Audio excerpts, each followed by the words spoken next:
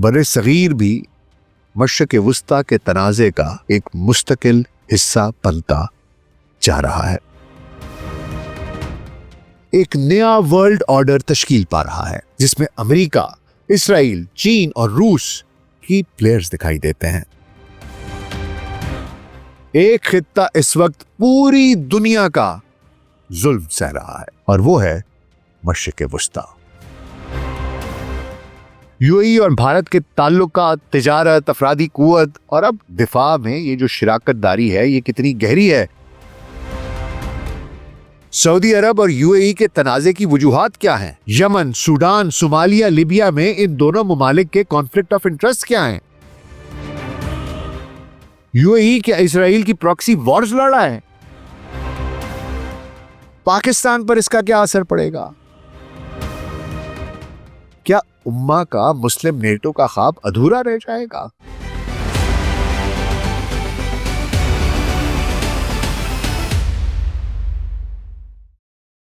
Global set podcast में doctor Nasir भाई के साथ आपकी खिदमत में हाजिर हैं जी। अस्सलाम वालेकुम।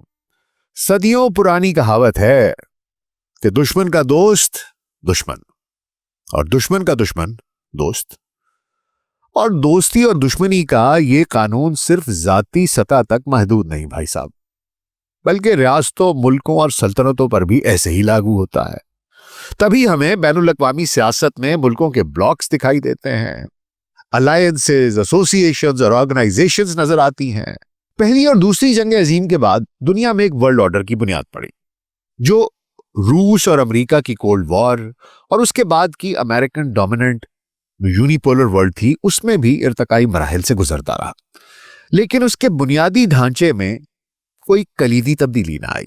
मगरबी ब्लॉक, जिसमें यूरोप और अमेरिका शामिल रहे, नेटो और यूरोपीय यूनियन जैसी तंजीमों की बदौलत सबसे मौसर इत्तेहाद रहे। इन मुमालिक ने टेक्नोलॉजी, तालीम, ज़राअत, मईशत सब में ताउन किया, एक साथ कई जंगें लड़ी और दुनिया को चलाने के लिए एक मुश्तरका लाया अमल इख्तियार किया। और अब हमारे अनोखे लाडले ट्रंप की हालिया इकदामात जैसे टैरिफ वॉर, ग्रीनलैंड और कनाडा को अमरीकी रियासतें बनाने की ख्वाहिश पर इसरार, इस सब से अब इस इत्तेहाद में दरारें वाज़े दिखाई दे रही हैं। एक नया वर्ल्ड ऑर्डर तश्कील पा रहा है जिसमें अमेरिका, इसराइल, चीन और रूस की प्लेयर्स दिखाई देते हैं। मगरबी निस्फ कुर्रे पर अमेरिका अपना हक जमाए बैठे है। मशरिक़ वस्ता में उसका बगल बच्चा इसराइल, जबकि मशरिक में चीन और शुमाल में रूस। कहीं मैन पावर है, कहीं रिसोर्सेज हैं, कहीं टेक्नोलॉजी है और कहीं सरमायाकारी। दुनिया जियो पॉलिटिकल सेगमेंट्स में बटी हुई दिखाई दे रही है। लेकिन एक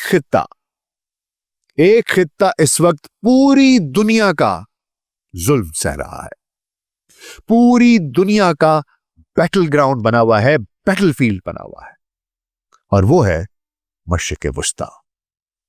गजा और फलस्तीन में इसराइली मजालिम से और उसकी नस्ल कुशी से शुरू होने वाली आग, उसके शोलों ने रफ्ता रफ्ता पूरे मशरिक़ वस्ता को अपनी लपेट में ले लिया है। कभी लबनान में बमबारी होती है, कभी उर्दन के परखच्चे उड़ाए जाते हैं, कभी शाम में आग लग जाती है तो कभी यमन में मिसाइल गिरते हैं, कभी ईरान को धमकियां दी जाती हैं, जंग की लपेट में लिया जाता है।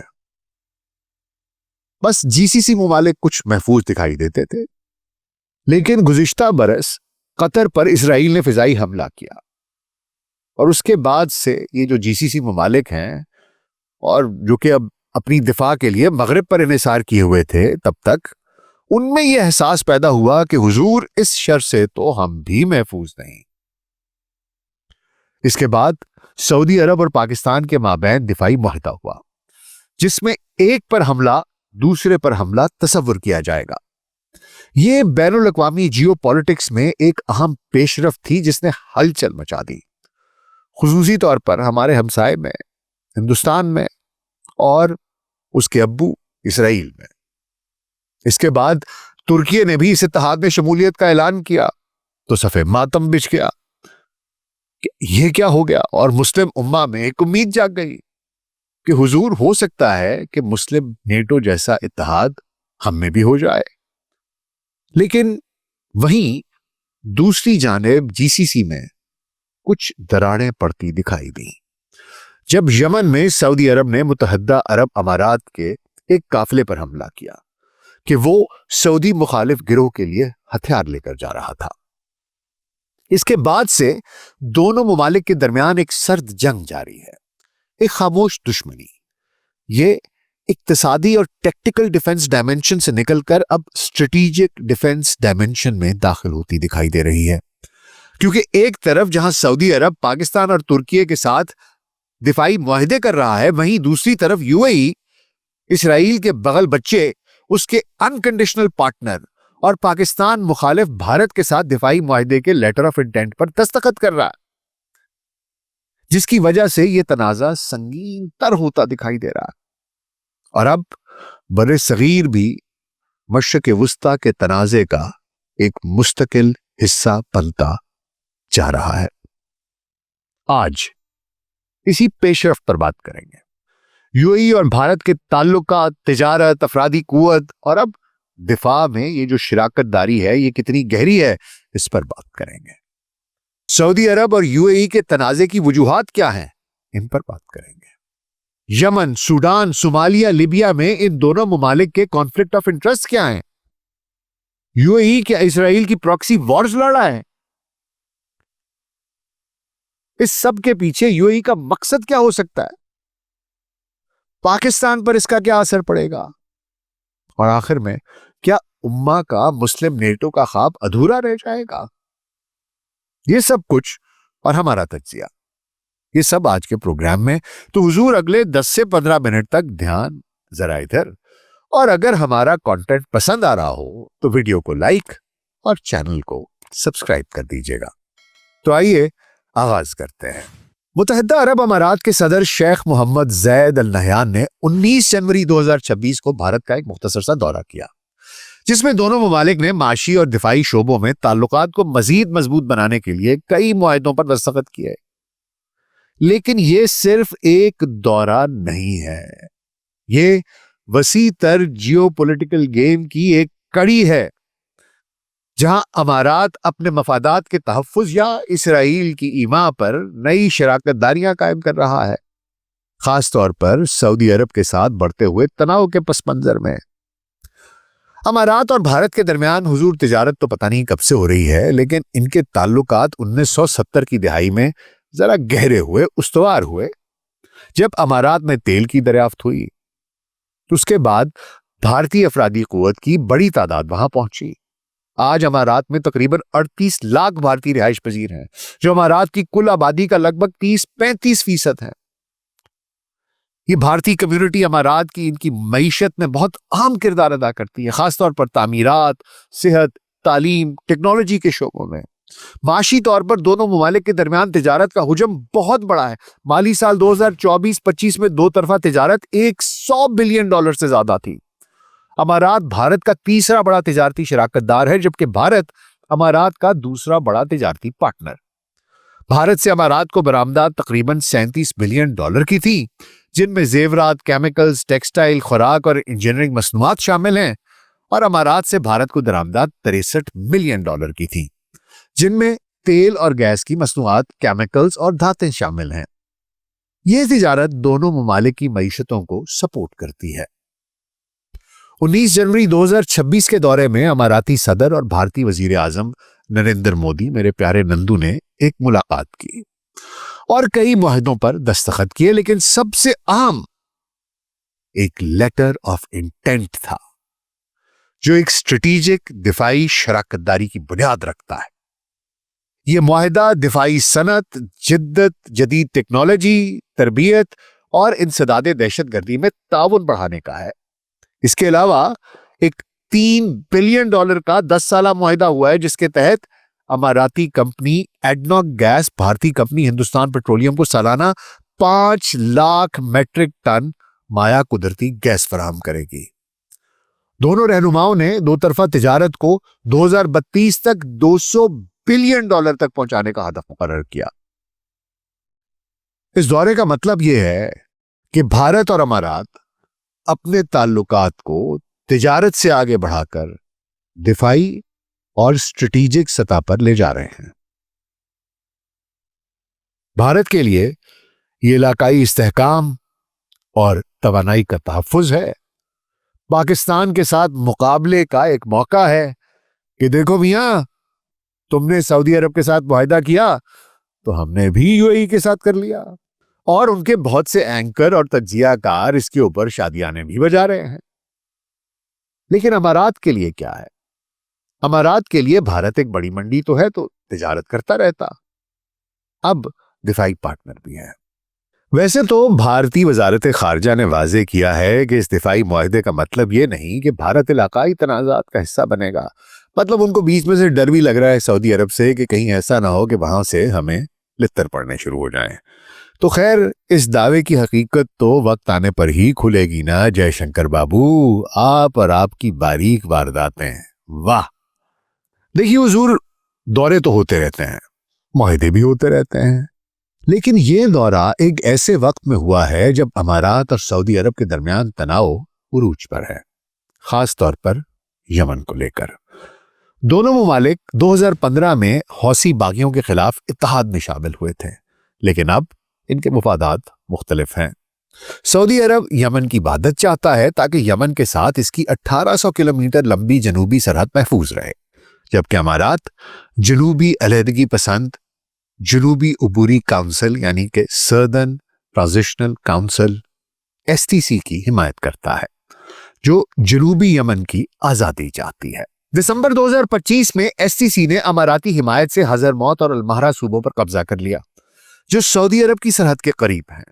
یہ صوبے تیل سے مالا مال ہیں اور کہا جاتا ہے کہ یمن کا 70% تیل یہاں پر ہے، اور یہ سعودی عرب کے لیے اسٹریٹجک اہمیت رکھتے ہیں۔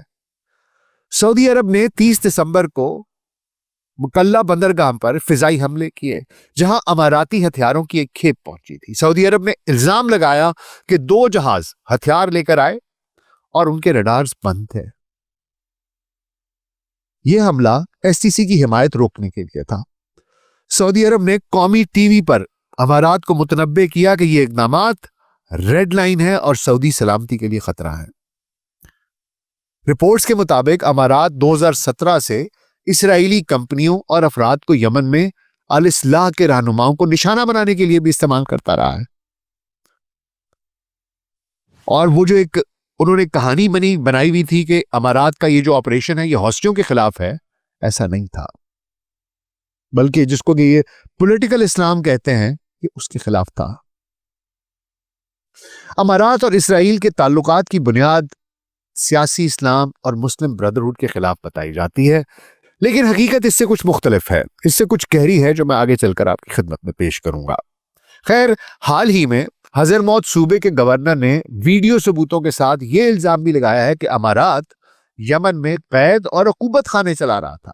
امارات نے ان الزامات کی تردید کی ہے، اور اس سے قبل 31 دسمبر کو امارات نے اپنی باقی ماندہ فورسز کو یمن سے نکالنے کا اعلان کیا تھا، یہ کہتے ہوئے کہ یہ علاقائی سلامتی کے لیے رضاکارانہ قدم ہے۔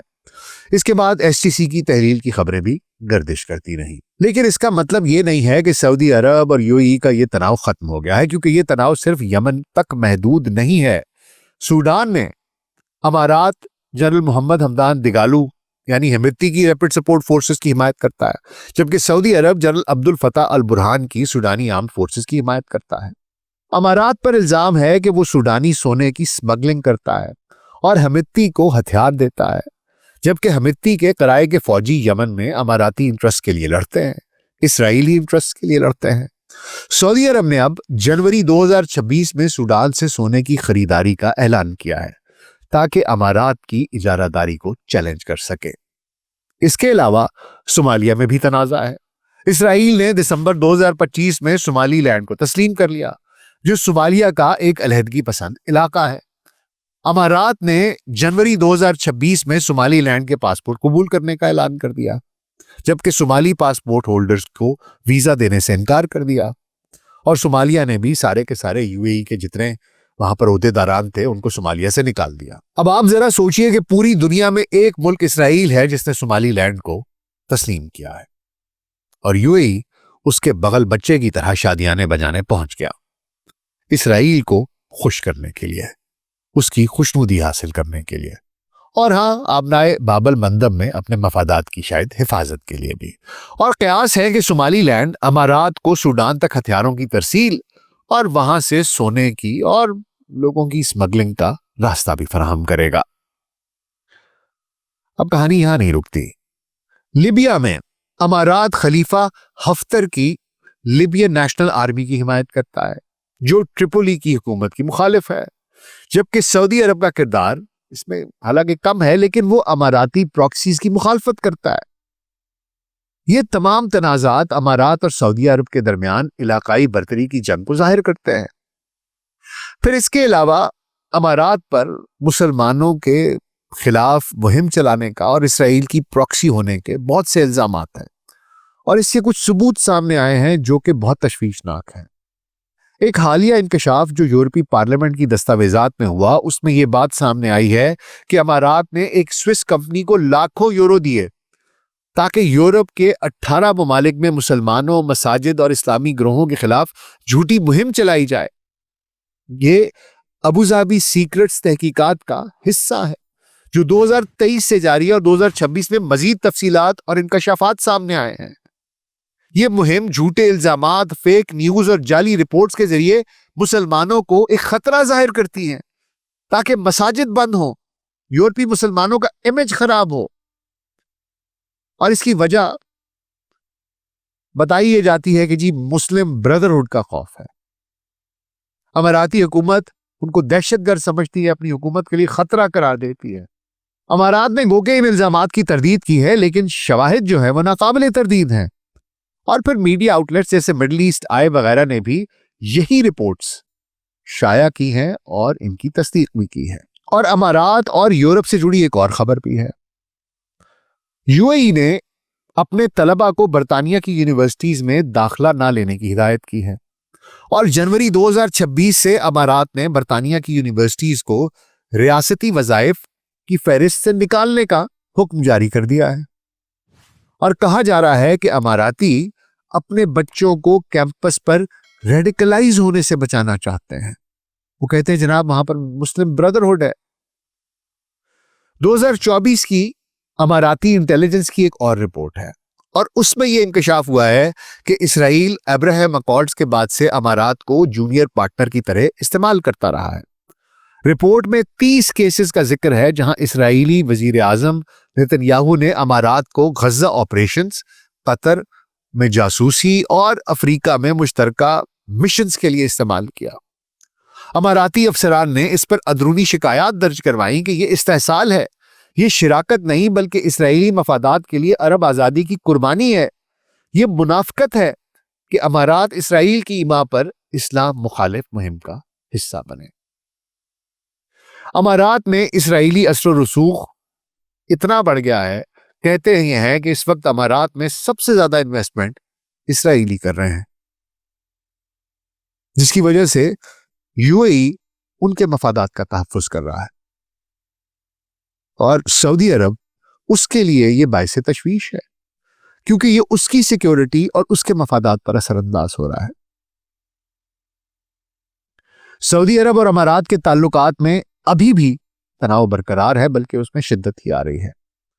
سعودی عرب نے اماراتی اقدامات کو ریڈ لائن قرار دیا ہے۔ دیکھیے، ایک طرف سعودی عرب مسلمان ممالک کی دفاعی فورسز کو متحد کرنے پر توجہ دے رہا ہے اور پاکستان اور ترکیے کے ساتھ دفاعی معاہدہ کر رہا ہے۔ ستمبر 2025 میں سعودی عرب اور پاکستان نے اسٹریٹجک میوچل ڈیفنس ایگریمنٹ پر دستخط کیے، یعنی ایک پر حملہ، دونوں پر حملہ تصور کیا جائے گا۔ اب ترکیے بھی اس میں شامل ہونے جا رہا ہے، جو اسلامک نیٹو کی تشکیل کی جانب پہلا قدم ہے۔ امارات کا اسرائیلی پارٹنر اور پاکستانی حریف بھارت کے ساتھ دفاعی معاہدہ، اس کا اعلان جی سی سی اور اسلامک نیٹو کی کوششوں کے لیے ایک شدید دھچکا ہے۔ لیکن ایک سوال پیدا ہوتا ہے کہ آخر یو اے ای ایسا کر کیوں رہا ہے؟ دیکھیے، اس کے بہت سے نظریات ہیں۔ پہلا نظریہ یہ کہتا ہے کہ امارات ایک چھوٹا ملک ہے جو خود تو اب بڑا نہیں ہو سکتا، تو وہ دوسرے ممالک کے چھوٹے گروہوں، ان کے یہ جو سپلنٹر گروپس ہیں اور ان کے درمیان میں یہ جو چھوٹے چھوٹے علاقے دکھائی دیتے ہیں، وہاں پر ریبلز کو فنڈ کرتا ہے، ریبیلینز کو فیول کرتا ہے اور ان گروہوں کو استعمال کر کے فائدہ اٹھاتا ہے. جیسے سوڈان سے سونا اور زراعت، باب المندب کے قریب خلیج عدن میں بندرگاہ اور یمن میں حضر موت کا تیل، اس کے مالا مال صوبہ، یہ سب اس کے پاس ہے. اور اس میں اپنے ہمسایوں بشمول سعودی عرب کو غیر متوازن اور غیر مستحکم رکھنے کی کوشش بھی اس کا ایک ہدف ہے، تاکہ اس کی ڈومیننس جو ہے وہ خراب نہ ہو اور وہ ریلیونٹ رہے.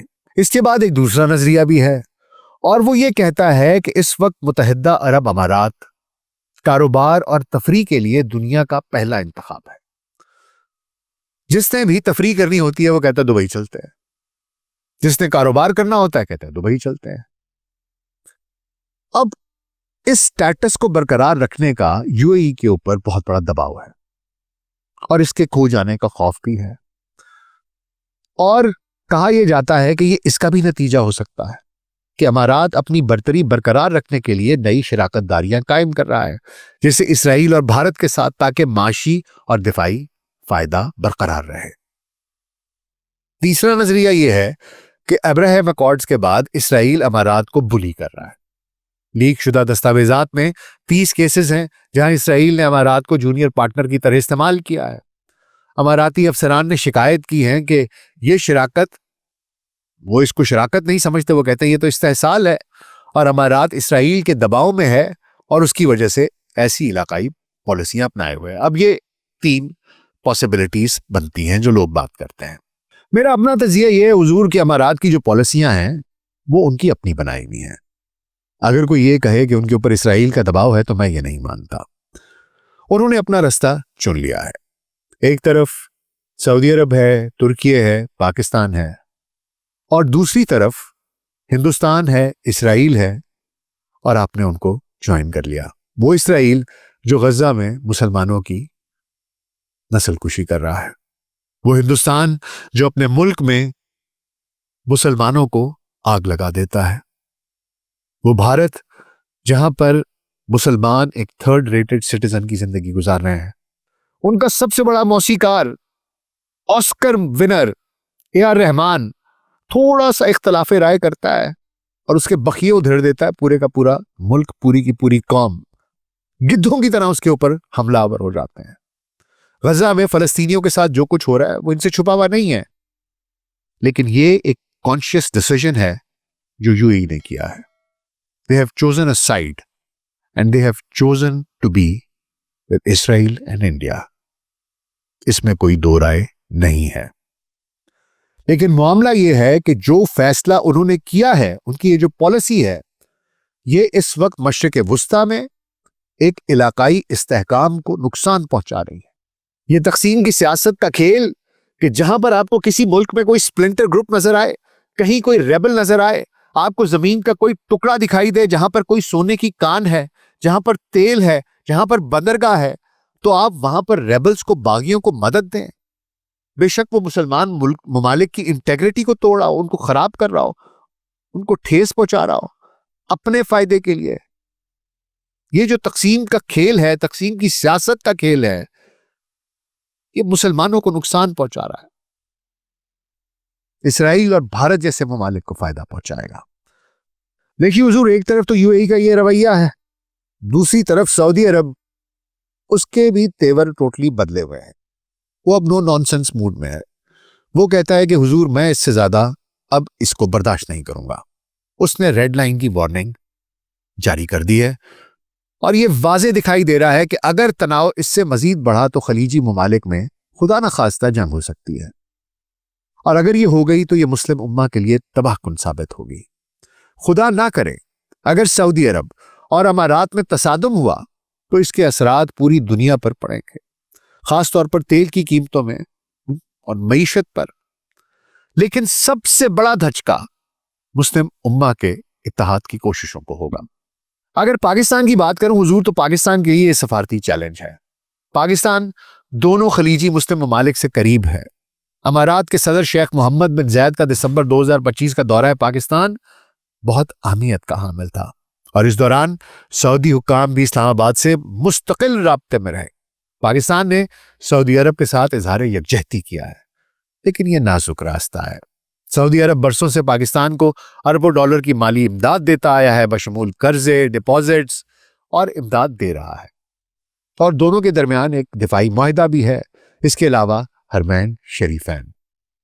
یہ ہمارے لیے ایک جذباتی تعلق بھی ہے۔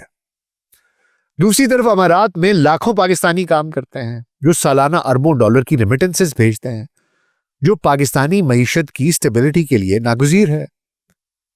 تو پاکستان کے لیے یہ ایک بہت ہی ٹرکی سچویشن ہے کہ دو برادر مسلم ممالک کے درمیان ایک پل کا کردار ادا کرے اور چیزوں کو سلجھانے میں مدد دے۔ جہاں تک بھارت کا سوال ہے وہ بہت پھدک رہا ہے۔ پاکستان اس وقت پوری دنیا میں ایک مقام رکھتا ہے، خاص طور پر مئی 2025 میں بنیان المرصوص میں بھارت کو ایک اچھا خاصا پھینٹا لگانے کے بعد پاکستان کی سیاسی اور دفاعی جو کیپیبلٹی ہے اس پہ کسی کو اب کوئی شک نہیں ہے۔ خصوصی طور پر جو مسلم ممالک ہیں وہ پاکستان سے اس کے ہتھیار لینا چاہتے ہیں، F-17 لینا چاہتے ہیں، اور پاکستان کی پوزیشن اس وقت بہت مضبوط ہے۔ معاملہ کچھ یوں ہے کہ مئی 2025 کے بعد سے مودی سرکار اور بھارت کو بہت سے ایسے سیٹ بیکس ملے ہیں۔ ٹرمپ نے ان کو دھوکہ دے دیا، جنگ میں ان کو شکست ہو گئی، جہاز ان کے گر گئے۔ اب مودی ٹرمپ سے ملنا نہیں چاہتے، ٹرمپ مودی سے مل کر ان سے مزید کہانیاں کرنا چاہ رہے ہیں۔ ایک ٹرسٹ ڈیفیسٹ ہو گیا ہے۔ وہ تعلق جو پچھلے 15-20 سال میں بنایا تھا امریکہ سے وہ ختم ہو گیا۔ دوسری طرف پاکستان نے پھینٹا لگا دیا اور پوری دنیا میں جگ ہسائی ہو گئی۔ تو اب بہت عرصے کے بعد یہ خوشی کی خبر ان کے لیے آئی ہے کہ جناب ہمارا ایک ڈیفنس پیکٹ ہو رہا ہے، اور وہ خاص طور پر ہر چیز وہاں پر پاکستان سینٹرنگ ہے۔ تو اب وہ یہ بڑک مار رہے ہیں کہ جناب دیکھیں پاکستان نے کیا تھا تو ہم نے بھی کر لیا، پاکستان نے کیا تھا تو ہم نے بھی کر لیا۔ ان کے لیے بہت ضروری ہے کہ ہر چیز کا کسی نہ کسی طریقے سے کنیکشن پاکستان سے ملایا جائے۔ تو بہرحال پاکستان کو اس کم از کم معاملے سے کوئی فرق نہیں پڑتا، اور اگر کبھی کوئی شو ڈاؤن ہو گیا تو پھر یہ بات بھی خارج از امکان نہیں ہے کہ اگلی پاک بھارت جنگ بر صغیر میں نہیں بلکہ مشرق وسطیٰ میں ہو۔ تو جناب سو بسم اللہ، ہم تو ہر وقت تیار ہیں۔